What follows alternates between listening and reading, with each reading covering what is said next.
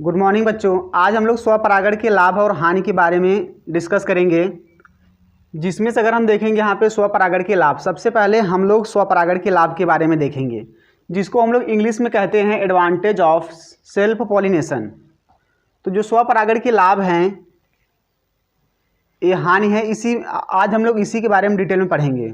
जिनमें से हम लोग पहले देखेंगे स्वपरागण के लाभ। तो इसके प्रमुख लाभ निम्नलिखित हैं। अब यहाँ पे हम लोग क्या करेंगे, एक एक करके देखेंगे। तो सबसे पहले इसमें हम लोग देखेंगे क्या, पहला पॉइंट अगर इसमें देखेंगे, स्वपरागित पुष्प किसी दूसरे पुष्पों पर निर्भर नहीं रहता है। तो पहला लाभ ये है कि जो स्वपरागित पुष्प होते हैं वो किसी दूसरे पुष्पों पर निर्भर नहीं रहते हैं। क्यों निर्भर नहीं रहते हैं? क्योंकि जो स्वपरागित पुष्प होते हैं उनमें उनके अंदर ही पुंग केसर, स्त्री केसर दोनों एक ही पुष्प में मौजूद रहते हैं, उपस्थित रहते हैं। इसीलिए जो स्वपरागित पुष्प होते हैं इन्हें किसी दूसरे पुष्पों की आवश्यकता नहीं पड़ती है। अगर हम देखेंगे यहाँ जो स्वपरागित पुष्प होते हैं क्या होते हैं, उन्हें किसी दूसरे पुष्पों की आवश्यकता ही नहीं पड़ता है। तो इसीलिए क्या होता है, इन जो स्वपरागित पुष्प होते हैं इनमें बहुत ही आसानी से परागण हो जाता है। तो ये लाभ है, न कि हानि। तो पहला लाभ हो गया। अब इसके बाद अगर हम दूसरे लाभ की बात करेंगे, दूसरे लाभ की अगर हम बात करेंगे यहाँ पे, तो जो स्वपरागित पुष्प रंगहीन, गंधहीन, मकरंदहीन होते हैं। ये दूसरा लाभ है। जो स्वपरागित पुष्प होते हैं वो रंगहीन, गंधहीन और मकरंदहीन होते हैं। क्योंकि आखिर क्यों होते हैं, आओ देखते हैं। स्वपरागित जो पुष्प होते हैं ना तो उसके अंदर रंग होता है, ना तो उनके अंदर गंध होता है, और ना ही उनके अंदर मकरंद होता है। मकरंद का मतलब होता है जो पुष्पों का रस होता है, उसी को हम लोग कहते हैं मकरंद, जिसको मधुमक्खियाँ ले जा करके शहद बनाती हैं। अब देखेंगे जो स्वपरागित पुष्प होते हैं ना तो उसमें रंग होता है, ना गंध होता है, और न ही मकरंद। तो इससे फ़ायदा क्या है? तो ये सब पदार्थ को, पौधों को बनाने के लिए बहुत अत्यधिक ऊर्जा खर्च होती है। इसीलिए क्या होता है, ये जो स्वपरागित पुष्प होता है वो क्या करता है, इन सभी पदार्थों को नहीं बनाता है। जब नहीं बनाता है तो ऐसे केस में इसका ऊर्जा क्या होता है, बचा रहता है। आखिर आओ देखते हैं क्यों नहीं बनाता है। क्योंकि जो स्वपरागित पुष्प होते हैं इन्हें कीटों की आवश्यकता नहीं पड़ती है। कीटों की आवश्यकता क्यों नहीं पड़ती है? क्योंकि पुंग केसर, स्त्री केसर एक ही पुष्प में एकदम नज़दीक रहते हैं। तो इसमें क्या होता है, कीट की आवश्यकता नहीं पड़ती है। तो जो स्वपरागित पुष्प होता है ये बहुत चालाक होता है। जैसे अगर देखेंगे हम, स्वपरागित जो पुष्प होता है बहुत चालाक होता है। उसको पता है कि हमारे यहाँ कोई आने वाला नहीं है, अर्थात कीट नहीं आएगा। जब कीट नहीं आएगा तो हम क्यों अपना ऊर्जा, एनर्जी क्यों खर्च करें, अपना एनर्जी फालतू क्यों खर्च करें। तो इसीलिए क्या करता है, अपने आप को रंगहीन करता है, गंधहीन कर लेता है और मकरंदहीन कर लेता है। और ऐसे केस में इसका ऊर्जा क्या होता है, बचा रहता है। लेकिन ध्यान देना, रंग, गंध और मकरंद इन सभी पदार्थों का जो आवश्यकता पड़ता है पर परागित पुष्पों को पड़ता है। क्योंकि पर परागित पुष्पों में जो पुंग केसर, स्त्री केसर होते हैं बहुत दूर दूर होते हैं। इसीलिए क्या करता है, कीट को आकर्षित करके वो अपने आप को परागण कराने के लिए ये सब फंडा अपनाता है। अब इसके बाद अगर हम यहाँ पर हम देखेंगे, तीसरे लाभ की बात करेंगे, तो स्वपरागण के द्वारा पौधे का आनुवांशिक लक्षण बना रहता है। अगर हम देखेंगे जो स्वपरागण होता है, स्वपरागण के द्वारा जो पौधे का आनुवांशिक लक्षण होता है वो क्या होता है, बना रहता है। आनुवांशिक लक्षण क्यों बना रहता है? क्योंकि इसमें जो नर युग्मक होता है, क्या होता है इससे, नर युग्मक और मादा युग्मक। जैसे अगर हम देखेंगे यहाँ पे, थोड़ा सा हम पुष्प बना दे रहे हैं यहाँ पे। स्वपरागण हम लोग जानते हैं ये क्या है, पुंग केसर है, ये स्त्री केसर है। इसी का परागकण निकल करके इसी पुष्प के वर्तिकाग्र पे पहुंच जाता था। तो इसी को हम लोग क्या कहते हैं, स्वपरागण कहते हैं। तो जो स्वपरागण होता है इसमें क्या होते हैं, नर युग्मक और यहाँ पे जो है मादा युग्मक। ये क्या होते हैं, यहाँ जो मादा युग्मक है और यहाँ क्या है, नर युग्मक, मादा युग्मक। ये मादा युग्मक और नर युग्मक क्या होते हैं, एक ही पौधे का होता है। जब एक ही पौधे का होता है तो उसका भी जीन भी क्या होता है, सेम होता है। जब जीन सेम रहेगा तो जो पौधा बनेगा वो भी क्या रहेगा, वो जो पौधा बनेगा वो अपने जनक पौधे के क्या होगा, समान रहेगा। तो ऐसे केस में जो आनुवांशिक लक्षण होता है स्वपरागण में क्या होता है, पीढ़ी दर पीढ़ी बना रहता है। क्योंकि स्वपरागण में नर युग्मक, मादा युग्मक एक ही पेड़ होता है, किसी दूसरे पेड़ का नहीं होता है। अब इसमें अगर देखेंगे यहाँ पे हम, पांचवा पॉइंट, अगर हम पांचवें पॉइंट की बात करेंगे तो स्वपरागण में जीन की शुद्धता बनी रहती है। ये भी अगर देखेंगे तो स्वपरागण होता है, स्वपरागण में जो जीन की शुद्धता होती है वो क्या होती है, बनी रहती है। जीन की शुद्धता क्यों बनी रहती है, क्योंकि जो नर युग्मक और मादा युग्मक, हम फिर बता रहे हैं, नर युग्मक, मादा युग्मक और नर युग्मक, ये दोनों क्या होते हैं, एक ही पौधे के होते हैं। इसीलिए इनके अंदर जो जीन है नर मादा युग्मक के अंदर और नर युग्मक मेल गैमीट के अंदर जो जीन है वही फीमेल गैमीट के अंदर भी जीन है। तो इनसे जो बीज बनेगा, बीज में जीन क्या रहेगा, सेम रहेगा। तो जीन जो सेम है बीज में, उसी से पौधा बनेगा। तो पौधे के अंदर क्या रहेगा, जीन क्या रहेगा, सेम रहेगा। किसकी तरह, जनक पौधे की तरह। तो इसमें क्या होता है, जो पांचवा पॉइंट है, स्वपरागण में जीन की शुद्धता होती है, बनी रहती है। जीन की शुद्धता इसलिए बनी होती है क्योंकि जो नर युग्मक होता है, मादा युग्मक एक ही पौधे का होता है, इसीलिए क्या होता है, जीन की शुद्धता क्या होती है, बनी रहती है। अब इसके बाद यहाँ पे लाभ हो गया। अब हम लोग पढ़ेंगे इसके हानि के बारे में। ये लाभ हो गया, अब हम लोग पढ़ेंगे इसके हानि के बारे में। तो आओ इसके हानि के बारे में भी देखते हैं कि स्वपरागण की आखिर हानि क्या है। हानि अगर देखेंगे यहाँ पे, स्वपरागण के हानि,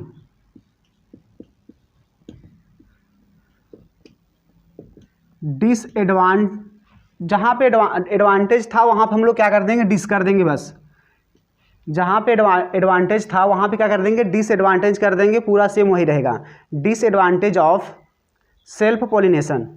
अब यहाँ पे हम लोग क्या करेंगे, यहाँ पे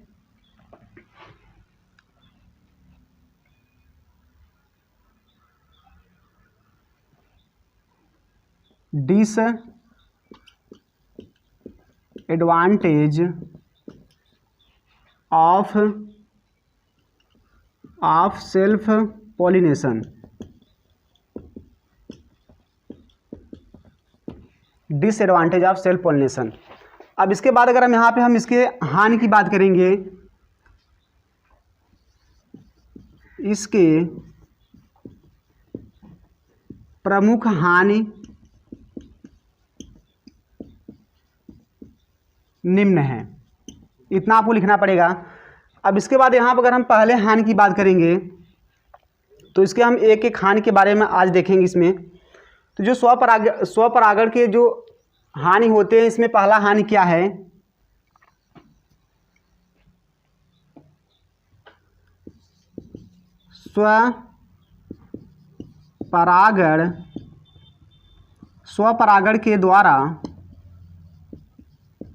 स्वपरागण के द्वारा नए लक्षण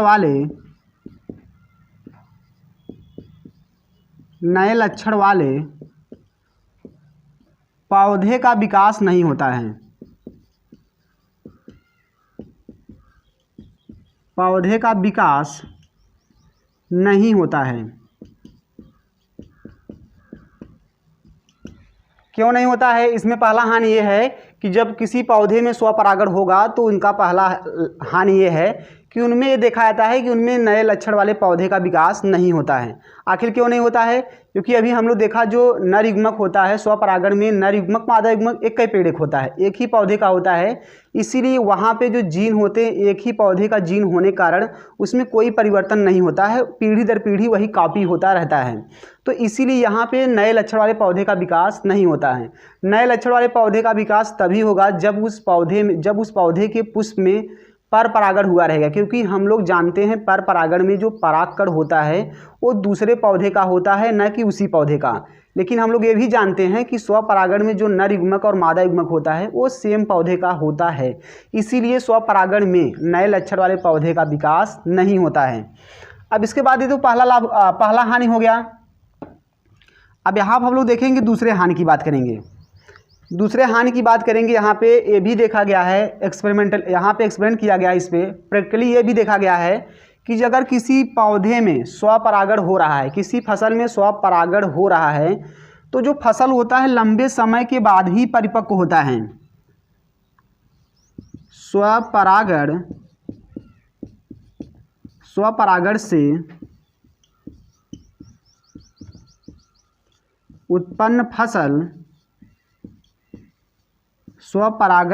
उत्पन्न फसल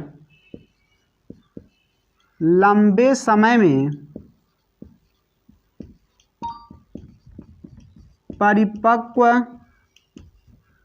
परिपक्व होते हैं।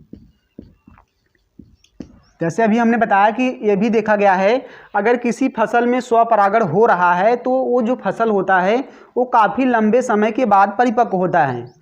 तो ऐसे केस में किसानों क्या करना पड़ता है, उसको क्या होता है, किसानों को उस फसल का वेट करना पड़ता है, क्योंकि काफ़ी समय के बाद परिपक्व होता है। तो ये हानि है एक, न कि लाभ, क्योंकि किसानों को इनसे क्या होता है, बहुत परेशानियाँ होती हैं, लंबे समय तक उनके खेत में क्या होता है, वो फसल पड़ा रहता है। तो ये हानि है, न कि लाभ है। अब इसके बाद अगर यहाँ पर हम देखेंगे क्या, तीसरे हानि की बात करेंगे। अगर इसमें हम तीसरे हानि की बात करेंगे तो जो स्वपरागण से जो बीज उत्पन्न होता है वो कम संख्या में होता है और आकार में क्या होता है, छोटा होता है। तो हानि है, न कि लाभ। अब देखेंगे यहाँ पे स्वपरागण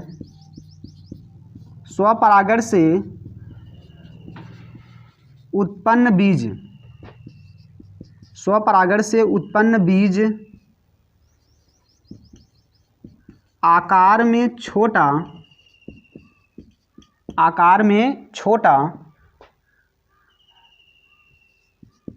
एवं संख्या में कम होता है। ये भी देखा गया है, अभी हमने बताया क्या कि अगर किसी फसल में स्वपरागण हो रहा है तो उसका जो बीज है, अर्थात स्वपरागण किसी फसल में हो रहा है तो उस फसल का जो बीवा बाटे उका हो जाए भैया, वो छोटा हो जाएगा, आकार में छोटा हो जाएगा, और इसके साथ साथ संख्या में क्या हो जाएगा, संख्या में भी कम होता है। आप लोग देखो कभी काल क्या होता है, फसल का जो पैदावार होता है कम हो जाता है। क्यों हो जाता है, क्योंकि उस फसल में क्या हो जाता है, स्वपरागण हो जाता है। अब देखेंगे अगर फसल में स्वपरागण हो रहा है तो उसमें क्या होता है, जो बीज होता है फसल का वो क्या होता है, छोटा होता है और संख्या में भी क्या होता है, कम होता है। तो ये हानि है, न कि लाभ। अब इसके बाद यहाँ पर अगर हम देखेंगे, यहाँ पे चौथे हानि की बात करेंगे तो ये भी देखा गया है, अगर किसी फसल में या किसी पौधे में स्वपरागण हो रहा है, और स्वपरागण के बाद जो फल बनता है, वो जो फल बनता है वो क्या होता है, कम मीठा होता है। लेकिन अगर पौधे में परपरागण से फल बना है तो क्या होता है, बहुत ही मीठा होता है और स्वादिष्ट होता है। इसके साथ साथ ये भी देखा गया है, अगर पौधे में स्वपरागण के बाद फल बन रहा है तो वो क्या होता है, आकार में छोटा होता है और कम मीठा होता है। तो ये हानि है। अगर देखेंगे यहाँ पे स्वपरागण से उत्पन्न फल आकार में क्या है, छोटा हो जाएगा। इसके बाद वो क्या हो जाएगा, आकार में छोटा, और क्या होता है, कम स्वादिष्ट होता है,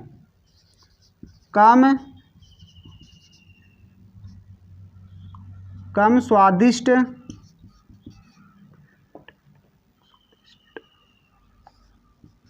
होता है। कम स्वादिष्ट होता है। ये भी देखा गया है, अगर किसी पौधे में स्वपरागण से कोई फल उत्पन्न हो रहा है, जो फल उत्पन्न हो रहा है या फल जो बन रहा है, लग रहा है पौधे में, वो क्या होता है, आकार में छोट हो जाता है। क्या होता है, आकार में छोट हो जाता है। इसके साथ साथ तो क्या होता है, कम स्वादिष्ट होता है। अब इसके बाद अगर हम यहाँ देखेंगे तो यहाँ पे ये क्या है, स्वपरागण से अगर कोई फल उत्पन्न हो रहा है तो क्या होगा, स्वाद में क्या रहेगा, स्वादिष्ट कम रहेगा और क्या होगा, छोटा रहेगा। अब यहाँ पर अगर हम देखेंगे, यहाँ पे पांचवें पॉइंट की बात करेंगे, पांचवें हानि की बात करेंगे तो ये भी देखा गया है, अगर किसी फसल में स्वपरागण से अगर वो फसल उत्पन्न हो रहा है तो उसका जो रोग प्रतिरोधक क्षमता होता है, अगर कोई फसल स्वपरागण से तैयार हो रहा है तो उसका जो रोग प्रतिरोधक क्षमता होता है वो क्या होता है, बहुत ही कम होता है। जैसे आप लोग कभी देखे होंगे कि जब कहीं खेत में जब फसल होता है तो क्या होता है, वो कभी पीला हो जाता है, कभी उसकी पत्तियां सिकुड़ी रहती है, कभी क्या होता, मतलब कभी उसका पौधा टेढ़ा मेढ़ा होता है। क्यों, क्योंकि अगर हम देखेंगे क्योंकि वो फसल जो है उस फसल में क्या हुआ है, स्वपरागण। अगर स्वपरागण उस फसल में होगा तो उसका जो रोग प्रतिरोधक क्षमता रहेगा वो भी क्या होता है, कम हो जाएगा। रोग प्रतिरोधक क्षमता का मतलब ये होता है वो फसल हमेशा क्या रहेगा, बीमार रहेगा, पेड़ हमेशा क्या रहेगा, बीमार रहेगा। तो पांचवें पॉइंट की अगर बात करेंगे तो स्वपरागण से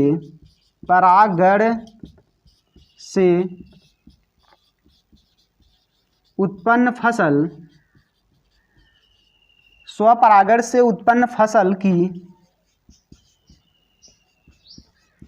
रोग प्रतिरोधक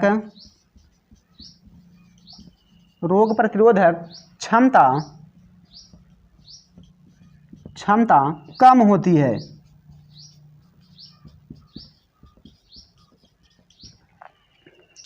जैसे अगर हम देखेंगे यहाँ पर अभी हमने बताया कि अगर किसी फसल में स्वपरागण हो रहा है तो स्वपरागण से जो फसल उत्पन्न होता है उसका रोग प्रतिरोधक क्षमता क्या होता है, कम हो जाता है। रोग प्रतिरोधक क्षमता अगर उस फसल का कम हो गया है तो फसल, आपको देखोगे फसल हमेशा क्या रहेगा, किसी न किसी रोगों से क्या रहेगा, ग्रसित रहेगा, अर्थात फसल सही से नहीं होगा। क्यों? क्योंकि उसका रोग प्रतिरोधक क्षमता कम है। अगर रोग प्रतिरोधक क्षमता की बात करेंगे तो रोग प्रतिरोधक क्षमता का मतलब होता है रोगों से लड़ने की क्षमता को हम लोग कहते हैं रोग प्रतिरोधक क्षमता। तो यहाँ पे हम लोग क्या पढ़े, स्वपरागण के लाभ पढ़ चुके हैं। अब यहाँ पर हम लोग क्या पढ़े हैं, स्वपरागण की हानि।